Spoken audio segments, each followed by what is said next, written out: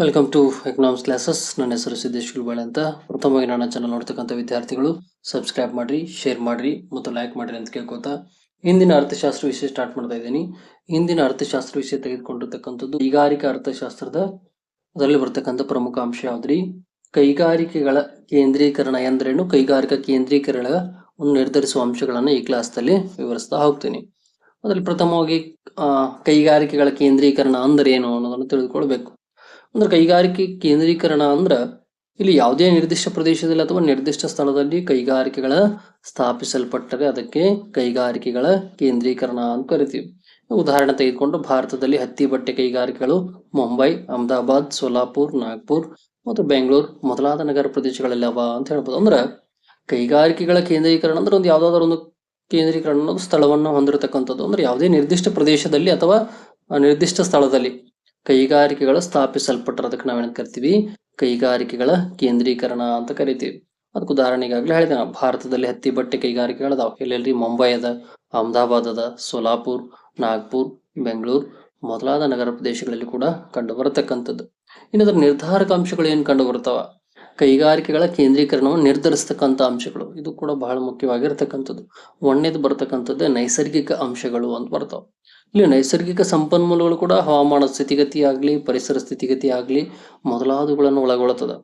ಅವುಗಳ ಮುಖ್ಯವಾದವುಗಳಾಗಿರ್ತಾವ ಅಂತ ಹೇಳ್ತಾರೆ. ಅವು ಯಾವಂದ್ರ ಕಚ್ಚಾ ಸರಕುಗಳ ಮೂಲಗಳಾಗಿರ್ಬೋದು, ಅದರ ಸಾಮೀಪ್ಯ ಆಗಿರ್ಬೋದು, ಶಕ್ತಿ ಪೂರೈಕೆಯ, ನೀರಿನ ಪೂರೈಕೆ, ಉತ್ಪಾದಿಸುವ ವಸ್ತುಗಳ ಅತ್ಯಂತ ಅನುಕೂಲಕರವಾಗಿರುವಂತಹ ಸ್ಥಿತಿಗತಿ, ಮಾರುಕಟ್ಟೆ ಸಮೀಪ ಇತ್ಯಾದಿ ಕೈಗಾರಿಕೆ ಘಟಕಗಳು ಕೂಡ ಕಚ್ಚಾ ಸರಕುಗಳು ಸಮೀಪದಲ್ಲಿ ಅಥವಾ ಶಕ್ತಿ ಪೂರೈಕೆ ಸಾಮೀಪ್ಯದಲ್ಲಿ ಅಥವಾ ಮಾರುಕಟ್ಟೆಯಲ್ಲಿ ಸಮೀಪದಲ್ಲಿ ಸ್ಥಾಪಿಸಲ್ಪಟ್ರ ಆಗ ಸಾರಿಗೆ ವೆಚ್ಚ ಕೂಡ ಕನಿಷ್ಠವಾಗಿರ್ತದ ಅಂತ ಹೇಳ್ತಾರೆ. ಅಂದ್ರೆ ನೈಸರ್ಗಿಕ ಸಂಪನ್ಮೂಲಗಳು ಕೂಡ ಅಲ್ಲಿ ಪ್ರಮುಖವಾಗಿರ್ತಾವ ಅಂತ ಹೇಳ್ತಾರೆ. ಒಂದು ಕೈಗಾರಿಕೆ ಕೇಂದ್ರೀಕರಣ ಆಗ್ಬೇಕಾದ್ರೆ ನೈಸರ್ಗಿಕ ಅಂಶಗಳು ಕೂಡ ಅಲ್ಲಿ ಪ್ರಮುಖವಾಗಿರ್ತಾವ.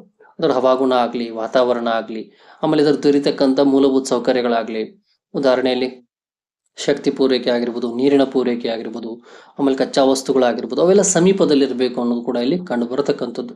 ಆಮೇಲೆ ಕಚ್ಚಾ ಸರಕುಗಳು ಕೂಡ ಸಮೀಪದಲ್ಲಿ ದೊರೀತಾ ಇದ್ವು ಅಂದ್ರೆ ಅಲ್ಲಿ ಸಾರಿಗೆ ವೆಚ್ಚ ಕೂಡ ಕಡಿಮೆ ಆಗ್ತದೆ, ಕೈಗಾರಿಕೆಗೆ ಅದು ಕೂಡ ಒಂದು ಹೆಲ್ಪ್ ಆಗ್ತದ ಅಂತ ಹೇಳ್ಬೋದು. ಆಮೇಲೆ ಒಂದು ಉದಾಹರಣೆ ಕೂಡ ಹೇಳ್ತಾರೆ, ಹತ್ತಿ ಬಟ್ಟೆ ಕೈಗಾರಿಕೆ ಕೂಡ ಮುಂಬೈ ಮತ್ತು ಅಹಮದಾಬಾದ್ ಅಲ್ಲಿ ಕೇಂದ್ರೀಕೃತವಾಗ್ಯಾವ ಅಂತ ಹೇಳ್ತಾರೆ. ಕಾರಣ ಅಂದ್ರೆ ಅಲ್ಲಿ ಆಂಧ್ರದ ಹೈವೇ ಇದ್ದು ಅದು ಹತ್ತಿ ಬಟ್ಟೆ ಕೈಗಾರಿಕೆಗಳಿಗೆ ಭಾರಿ ಅನುಕೂಲಕರವಾಗಿರ್ತದ ಅಂತ ಹೇಳ್ತಾರೆ. ಅಂದ್ರೆ ಹತ್ತಿ ಬಟ್ಟೆ ಕೈಗಾರಿಕೆಗಳು ಮುಂಬೈ ಮತ್ತು ಅಹಮದಾಬಾದ್ಗಳೆಲ್ಲ ತಾವು ಕೇಂದ್ರೀಕೃತವಾಗ್ಯಾವ.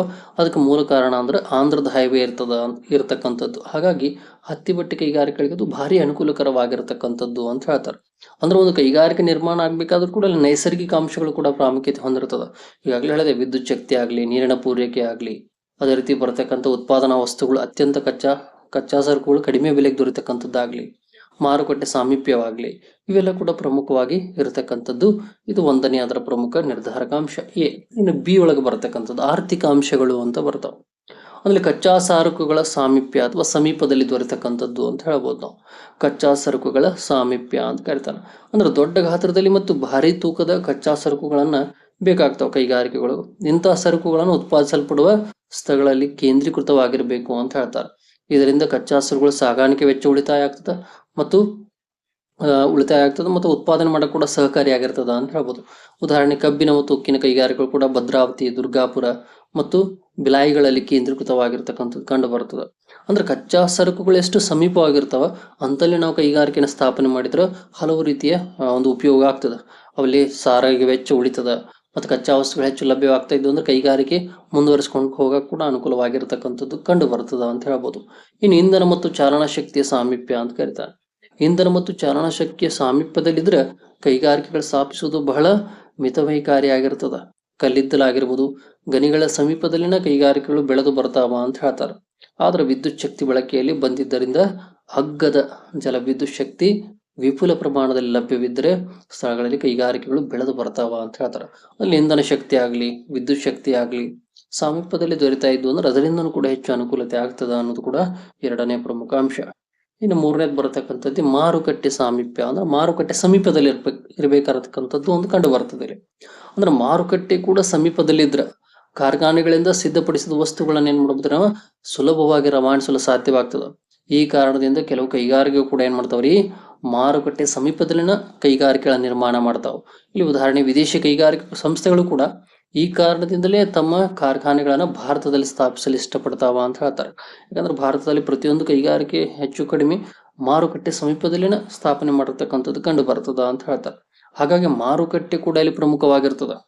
ಮಾರುಕಟ್ಟೆ ನಾವು ಎಷ್ಟು ಸಮೀಪದಲ್ಲಿ ಕೈಗಾರಿಕೆ ನಿರ್ಮಾಣ ಮಾಡ್ತೀವಿ ಅಷ್ಟೇ ನಮಗೆ ಏನಾಗ್ತೈತ್ರಿ, ಕೈಗಾರಿಕೆಗೆ ಅನುಕೂಲತೆ ಆಗ್ತೈತಿ. ಒಂದು ಟ್ರಾನ್ಸ್ಪೋರ್ಟ್, ಆಮೇಲೆ ಸಿದ್ಧಪಡಿಸಿದ ವಸ್ತುಗಳನ್ನು ಬೇಗನೆ ಕಳಿಸೋಕ್ಕಾಗಿರ್ಬೋದು, ಕಚ್ಚಾ ವಸ್ತುಗಳನ್ನು ತರಿಸ್ಕೊಳ್ಳೋಕ್ಕಾಗಿರ್ಬೋದು, ಅದು ಕೂಡ ಅಲ್ಲಿ ಪ್ರಮುಖವಾಗಿರ್ತಕ್ಕಂಥದ್ದು. ಇನ್ನು ಬಂಡವಾಳದ ಲಭ್ಯತೆ, ಯಾವುದೇ ಒಂದು ಕೈಗಾರಿಕೆ ಸ್ಥಾಪನೆ ಮಾಡ್ಬೇಕಾದ್ರೆ ಮುಖ್ಯವಾಗಿ ಬೇಕಾಗಿದ್ದೇ ಬಂಡವಾಳ. ಆದ್ದರಿಂದ ಬಂಡವಾಳ ಕೂಡ ಬಹಳ ಪ್ರಮಾಣದಲ್ಲಿ ಲಭ್ಯ ಇರಬೇಕು ಅಂತ ಹೇಳ್ತಾರೆ. ಅಂತ ಸ್ಥಳಗಳಲ್ಲಿ ಕೈಗಾರಿಕೆಯನ್ನು ಸ್ಥಾಪಿಸುವುದು ಕೂಡ ಸ್ವಾಭಾವಿಕವಾಗಿರ್ತದ ಅಂತ ಹೇಳ್ತಾರೆ. ಆದ್ದರಿಂದ ಇಲ್ಲಿ ಮುಂಬೈ, ಕಲ್ಕತ್ತಾ ಮೊದಲಾದ ನಗರಗಳಲ್ಲಿ ಕೂಡ ಅನೇಕ ಕೈಗಾರಿಕೆಗಳು ಬೆಳೆದು ಬಂದಾವ. ಇದಕ್ಕೆ ಕಾರಣ ಅಂದ್ರೆ ಅಲ್ಲಿ ಬ್ಯಾಂಕುಗಳು ಮತ್ತು ಇತರ ಹಣಕಾಸಿನ ಸಂಸ್ಥೆಗಳು ಕೂಡ ದೊಡ್ಡ ಸಂಖ್ಯೆಯಲ್ಲಿ ಬೆಳೆದು ಬಂದಿರತಕ್ಕಂಥದ್ದು. ಇಲ್ಲಿ ಕೋಲ್ಕತ್ತಾ ಆಗಲಿ, ಮುಂಬೈ ಆಗಲಿ ಅಂತ ದೊಡ್ಡ ದೊಡ್ಡ ನಗರಗಳಲ್ಲಿ ಹೆಚ್ಚಾಗಿ ಇಲ್ಲಿ ಹಣಕಾಸಿನ ವ್ಯವಹಾರ, ಬ್ಯಾಂಕ್ಗಳು, ಹಣಕಾಸಿನ ಸಂಸ್ಥೆಗಳು ಕೂಡ ಇರತಕ್ಕಂಥದ್ದೇ ಪ್ರಮುಖ ಇದಕ್ಕೆ ಉದ್ದೇಶ ಅಂತ ಹೇಳ್ಬೋದು. ಇದು ಒಂದು. ನಂತರ ಬರತಕ್ಕಂಥದ್ದೇ ಕುಶಲ ಕಾರ್ಮಿಕರ ಒಂದು ಲಭ್ಯತೆ ಅಂತ ಕರೀತಾರೆ.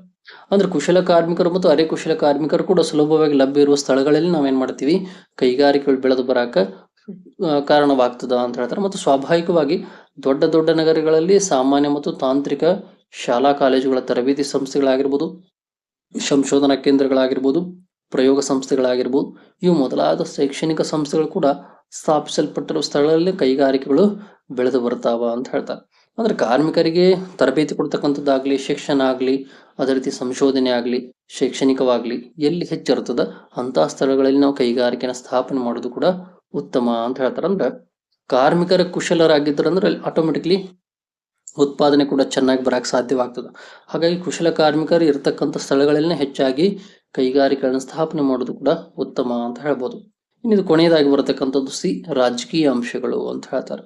ಅಂದ್ರೆ ಕೆಲವು ಸ್ಥಳಗಳಲ್ಲಿ ರಾಜಕೀಯ ಪ್ರೋತ್ಸಾಹ, ಪೋಷಣೆ ಮತ್ತು ಪ್ರೇರಣೆಗಳು ಕೂಡ ಕೈಗಾರಿಕೆಗಳು ಬೆಳೆದು ಬರುವಂತೆ ಉತ್ತೇಜನ ನೀಡ್ತಾವ. ಸರ್ಕಾರ ಕೂಡ ಅವ್ರಿಗೆ ತೆರಿಗೆ ರಿಯಾಯಿತಿ ಕೊಡ್ತದ, ಅಗ್ಗ ದರದಲ್ಲಿ ವಿದ್ಯುತ್ ಪೂರೈಕೆ ಮಾಡ್ತದ, ನೀರಿನ ಪೂರೈಕೆ, ಕಚ್ಚಾ ಸರಕುಗಳ ಪೂರೈಕೆ, ಬಂಡವಾಳದ ಪೂರೈಕೆ ಮೊದಲಾದ ಮೂಲಕ ಕೆಲವು ಪ್ರದೇಶಗಳಲ್ಲಿ ದೊಡ್ಡ ಪ್ರಮಾಣ ಬೆಳೆದು ಬರುವಂತೆ ಉತ್ತೇಜನ ನೀಡ್ತದ ಅಂತ ಹೇಳ್ತಾರೆ. ಅಂದ್ರೆ ರಾಜಕೀಯವಾಗಿಯೂ ಕೂಡ ಇಲ್ಲೇನು ಕೈಗಾರಿಕೆ ಬೆಳವಣಿಗೆ ಆಗಕ ಪ್ರಮುಖ ಪಾತ್ರಧಾರಿಯಾಗಿರ್ತದ ಅಂತ ಹೇಳ್ಬೋದು. ಯಾಕಂದ್ರೆ ಅಲ್ಲಿ ಅವ್ರಿಗೆ ಕಡಿಮೆ ಬಡ್ಡಿ ದರದ ಸಾಲ ಕೊಡೋದಾಗ್ಲಿ, ವಿದ್ಯುತ್ ಶಕ್ತಿ ಕೊಡೋದಾಗ್ಲಿ, ಕಚ್ಚಾ ಸರಕುಗಳ ಪೂರೈಕೆ ಮಾಡೋದಾಗ್ಲಿ, ಯಂತ್ರೋಪಕರಣ ಪೂರೈಕೆ ಮಾಡೋದಾಗ್ಲಿ, ಇವೆಲ್ಲ ಕಡಿಮೆ ಒಂದು ಸಮಯಾವಕಾಶದೊಳಗೆ ಸರ್ಕಾರ ಮಾಡೋದ್ರಿಂದ ರಾಜಕೀಯವಾಗಿಯೂ ಕೂಡ ಏನಾಗ್ತದ್ರಿ, ಕೈಗಾರಿಕೆ ಅಲ್ಲಿ ಬೆಳೆದು ಬರಾಕ ರಾಜಕೀಯ ಅಂಶ ಕೂಡ ಅಲ್ಲಿ ಪ್ರಮುಖವಾಗಿರ್ತದ ಅಂತ ಹೇಳ್ಬೋದು. ಈ ರೀತಿಯಾಗಿ ಬರತಕ್ಕಂಥವೆಲ್ಲ ಏನ್ರಿ ಕೈಗಾರಿಕಾ ಕೇಂದ್ರೀಕರಣವನ್ನು ನಿರ್ಧರಿಸ್ತಕ್ಕಂಥ ಅಂಶಗಳು. ಇದು ಬಹಳ ಮುಖ್ಯವಾಗಿರ್ತಕ್ಕಂಥ ಒಂದು ಅಂಶವಾಗೈತಿ ಅಂತ ಹೇಳ್ತಾ ನನ್ನ ವಿಷಯವನ್ನು ಇಲ್ಲಿಗೆ ಮುಕ್ತಾಯಗೊಳಿಸ್ತಾ ಇದ್ದೀನಿ. ಎಲ್ಲರಿಗೂ ಧನ್ಯವಾದಗಳು.